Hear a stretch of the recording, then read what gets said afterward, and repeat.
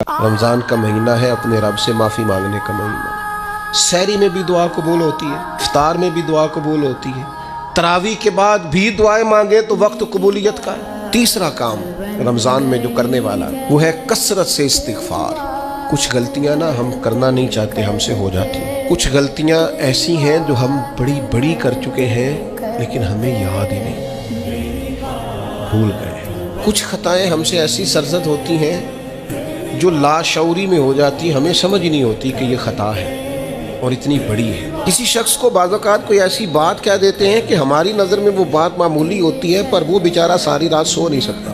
रमज़ान का महीना है अपने रब से माफ़ी मांगने का महीना, उससे तौफीक मांगने का महीना, उसके हुज़ूर हाजिर होने का महीना। मैं आपकी खिदमत में अर्ज़ करूँ, हज़रत आयशा सिद्दीक़ा फरमाती हैं, नबी पाक ने फरमाया सल्लल्लाहु तआला अलैहि वसल्लम, जिससे अल्लाह ने क़यामत वाले दिन हिसाब पूछ लिया ना, उसके लिए मुश्किल हो जाए। हिसाब भाई यसीरा ये है कि वो मेहरबानी फरमाए और फैसला जब करे तो करे ही दरगुजर वाला।